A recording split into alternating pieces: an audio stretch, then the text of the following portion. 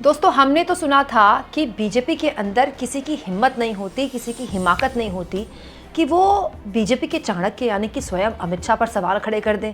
लेकिन यहाँ देखिए, यहाँ तो खुलेआम खुल्लम खुल्ला बीच चुनाव में बीजेपी के सांसद मनोज तिवारी ऐसी बात बोल रहे हैं जो सीधा सीधा अमित शाह के कार्य पर, अमित शाह के कामकाज पर, गृह मंत्री के तौर पर अमित शाह पर ही सवाल खड़ा कर रहा है।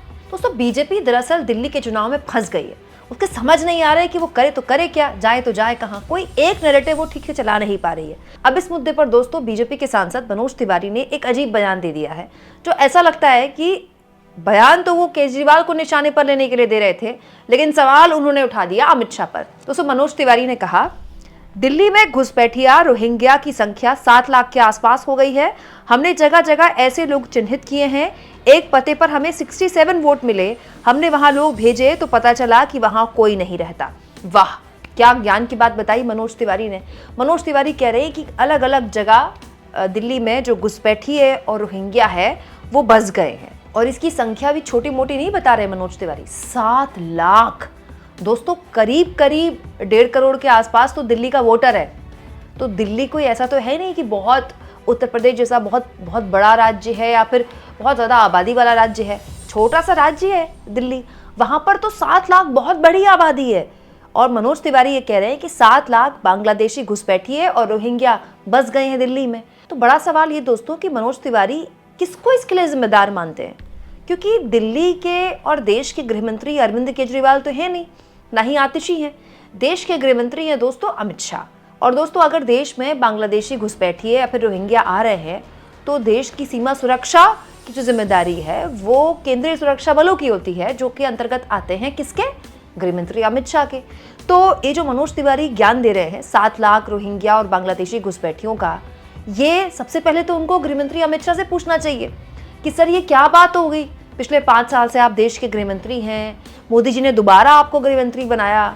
क्या आपकी कानून व्यवस्था इतनी लचर है, सीमा सुरक्षा इतनी लचर है कि 7 लाख रोहिंग्या और बांग्लादेशी दिल्ली में बस गए? और ऐसा भी नहीं है कि बांग्लादेश की सीमा से उड़ के सीधे दिल्ली में आ गए। इतने सारे राज्य बीच में पड़े होंगे, उन सारे राज्यों को पार करके वो दिल्ली में ही बसे हैं। तो कौन बसा रहा है उनको भाई? और ये बात मनोज तिवारी को चुनाव के दौरान ही याद आती है क्या? मतलब कितनी अजीब बात है दोस्तों। मनोज तिवारी गृह मंत्री अमित शाह के कामकाज पर सवाल उठा रहे हैं। इतनी हिम्मत हो गई मनोज तिवारी की। अभी कुछ दिन पहले मैंने आपको ये खबर दिखाई थी, जिसके जरिए मैंने आपको बताया था कि योगी आदित्यनाथ, जिनके भरोसे अब दिल्ली में बीजेपी है, उनको भी प्रचार में उतार दिया है बीजेपी ने। और यहाँ योगी आदित्यनाथ ने भी बांग्लादेशी घुसपैठियों का मुद्दा उठाया। तो बांग्लादेशी घुसपैठिए दिल्ली में आ रहे हैं, योगी आदित्यनाथ कह रहे हैं। बांग्लादेशी घुसपैठिए 7 लाख के आसपास दिल्ली में बस गए, मनोज तिवारी कह रहे हैं। तो दोस्तों, इसके लिए केजरीवाल जिम्मेदार थोड़े ही है, ना संजय सिंह जिम्मेदार है, ना आतिशी जिम्मेदार है। इसके लिए तो केंद्रीय गृह मंत्री जिम्मेदार है। तो मैं ये सोच रही हूँ कि पहले योगी आदित्यनाथ और उसके बाद मनोज तिवारी क्या स्वयं बीजेपी के चाणक्य और देश के गृह मंत्री के कामकाज पर सवाल उठा रहे हैं? दोस्तों, मजाक अपनी जगह, लेकिन एक्चुअली में बीजेपी के लिए पूरा का पूरा चुनाव मजाक ही बनकर रह गया है। क्योंकि जिस बीजेपी के लिए कहा जाता था कि वो एक्चुअली में परसेप्शन स्टैब्लिश करती है किसी चुनाव में और बाकी पार्टियां उसको फॉलो करती हैं, उल्टा हो रहा है दिल्ली में।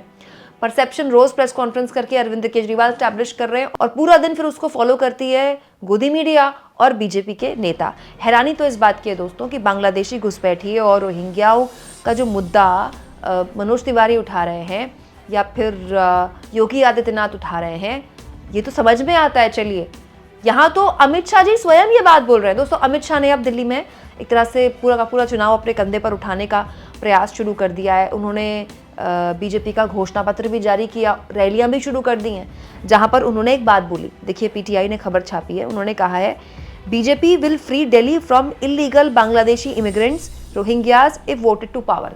अमित शाह ये कह रहे हैं कि बीजेपी दिल्ली को जो अवैध तरीके से रोहिंग्या और बांग्लादेशी घुसे हैं, बांग्लादेशी घुसपैठियों और रोहिंग्याओं से आज़ाद कर देगी अगर बीजेपी को वोट दिया तो। मतलब कमाल की बात है दोस्तों। दिल्ली पुलिस अमित शाह की, ठीक है, जो बॉर्डर की सुरक्षा है वो अमित शाह की जिम्मेदारी। और अमित शाह कह रहे हैं कि दिल्ली में रोहिंग्या और बांग्लादेशियों को तब बाहर निकालेंगे जब उनकी पार्टी को वोट मिल जाएगा। कमाल की बात है दोस्तों। मतलब अमित शाह भी ये स्वीकार कर रहे हैं क्या कि वो तभी काम करते हैं किसी राज्य में जब उनकी पार्टी की सरकार बनती है। मतलब अमित शाह खुद अपने गृह मंत्रालय पर और अपनी पुलिस पर सवाल उठा रहे हैं। कितनी अजीब बात है दोस्तों।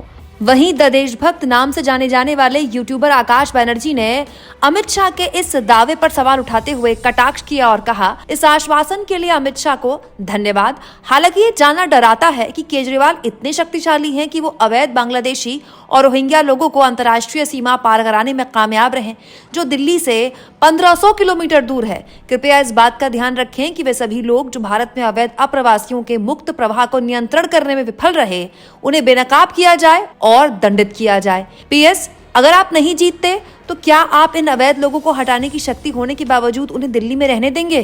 अब दोस्तों, बांग्लादेशी घुसपैठियों का मुद्दा ये दिल्ली चुनाव के दौरान ही उठाया अचानक से। अब दोस्तों देखिए, 3 हफ्ते पहले खबर आई थी, बांग्लादेशी घुसपैठियों पर दिल्ली पुलिस का बड़ा एक्शन। अवैध रूप से रहने वाले 5 लोगों को डिपोर्ट कर दिया। बहुत अच्छा किया। तो 5 ही लोगों को क्यों डिपोर्ट किया दिल्ली पुलिस ने? दिल्ली पुलिस क्या झक मारती है? 5 साल से दिल्ली पुलिस क्या कुंडली मार के बैठी हुई थी इन बांग्लादेशी और रोहिंग्या घुसपैठियों के ऊपर। और दोस्तों, दिल्ली पुलिस तो देश की सर्वोत्तम पुलिस है, जिसके बॉस स्वयं हमारे गृहमंत्री अमित शाह हैं। तो दिल्ली पुलिस को तो पता होगा कहां पर बांग्लादेशी घुसपैठी और रोहिंग्या घुसपैठी हैं। तो ये 5 लोगों को ही क्यों डिपोर्ट किया? सारे के सारे 7 लाख क्यों नहीं डिपोर्ट कर दे रही है? मतलब आप सोचिए, अमित शाह इसके लिए भी इंतजार कर रहे हैं कि दिल्ली वाले पहले बीजेपी को वोट करें तो उनकी पुलिस काम करेगी। ये सब तब है दोस्तों जब पुलिस केजरीवाल के अंतर्गत नहीं है। दोस्तों, ये जो घुसपैठियों का मुद्दा है, ये झारखंड में भी उठाया गया था। याद होगा आपको, स्वयं मोदी जी ने हरियाणा चुनाव के दौरान ही नारा दे दिया था झारखंड चुनाव में कि रोटी बेटी माटी की पुकार। और ये जो घुसपैठिए हैं उनको बसाने का पूरा प्लानिंग की जा रही है। और जो आदिवासी हैं उनकी ज़मीनें छीन लेगी झारखंड मुक्ति मोर्चा और इंडिया गठबंधन की पार्टियां। लेकिन ये दाव झारखंड में चला नहीं। दिल्ली में कितना चलेगा देखने वाली बात होगी। लेकिन इस दाव के जरिए आप एक अंदाज़ा लगा सकते हैं कि जैसे जैसे अब चुनाव और करीब आएगा, योगी आदित्यनाथ को ज़मीन पर और उतारा जाएगा। ये घुसपैठियों के जरिए हिंदू मुसलमान खुलेआम करेगी बीजेपी। और ये बीजेपी की सबसे बड़ी गलती रही है। सोचिए, जब राजधानी में शाहीन बाग का आंदोलन चल रहा था तो हिंदू मुसलमान नहीं चला।